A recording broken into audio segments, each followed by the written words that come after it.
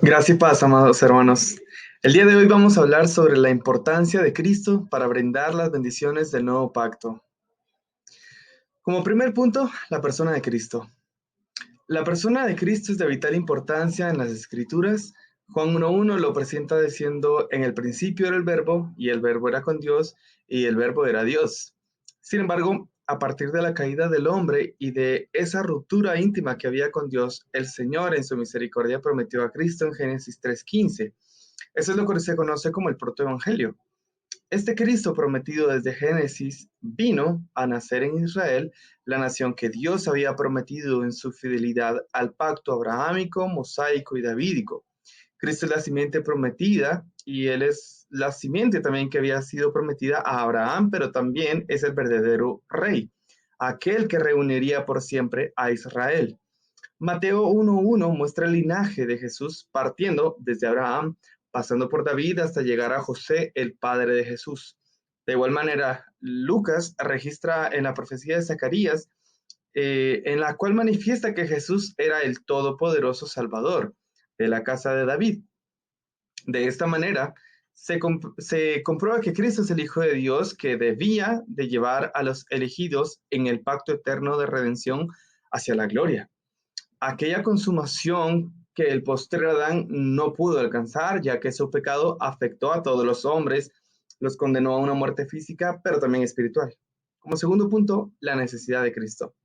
La pecaminosidad del hombre ha hecho necesaria la venida de Cristo. El rechazo de Cristo ha sido tal que han adorado la creación en lugar del Creador.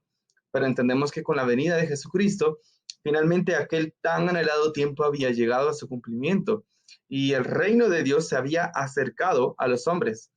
Sin embargo, para las personas en el Antiguo Testamento, el concepto de Cristo no era algo nuevo, ya que la palabra griega Cristo viene de la palabra hebrea Mesías, la que significa el ungido. Y a los reyes, profetas y patriarcas les había sido aplicada esta palabra.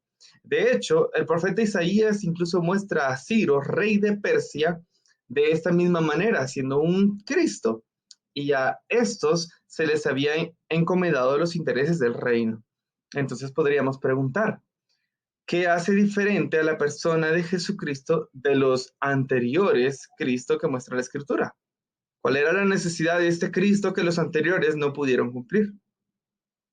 Bueno, Juan 20:31 dice: pero estas se han escrito para que creáis que Jesús es el Cristo, el Hijo de Dios, y para que creyendo tengáis vida en su nombre. Ahora, ningún otro Cristo jamás declaró ser Hijo de Dios como sí lo hizo Jesucristo. Ningún otro Cristo pudo dar vida eterna, nadie pudo haber hecho los milagros que hizo Cristo, nadie más afirmó ser el camino, la verdad y la vida, de manera que no hay hay una clara distinción entre los antiguos Cristos y Jesucristo. Solamente Él es el verdadero Hijo de Dios. Únicamente es Jesucristo en quien las promesas que habían sido anunciadas en el Antiguo Testamento se estarían cumpliendo. Él es el verdadero Israel de Dios que no falla, Él sería el verdadero reposo, tabernáculo, el verdadero templo, y solamente Cristo estableció el nuevo pacto. Por esto era necesario Cristo. Como siguiente punto, la obra de Cristo. Aunque Cristo vino verdaderamente al mundo como hombre, esto no le impidió realizar la obra expiatoria en la cruz.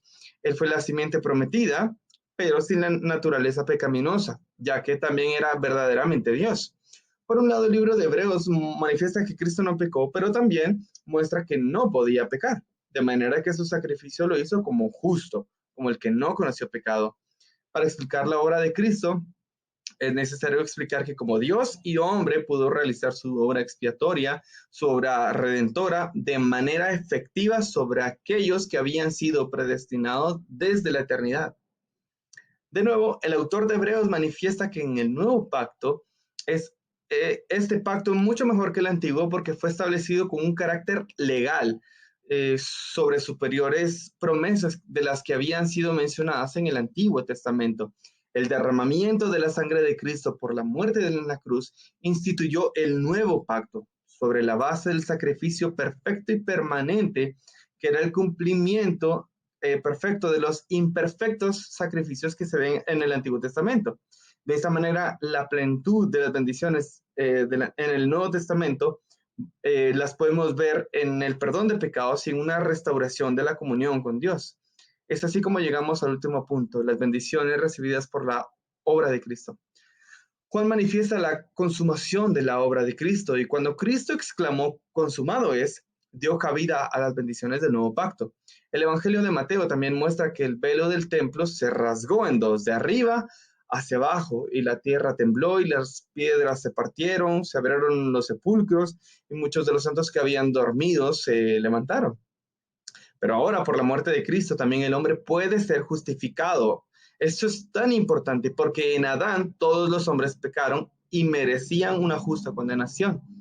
Sin embargo, el acto de obediencia de Cristo trajo la justificación a su pueblo elegido, de manera que esta justificación le permite al hombre, al creyente, ser justificado y perdonado de sus pecados, ya que en la muerte de Cristo los pecados de todos los elegidos le habían sido imputados a Cristo y ahora esta justicia de Cristo le había sido imputada también a los elegidos.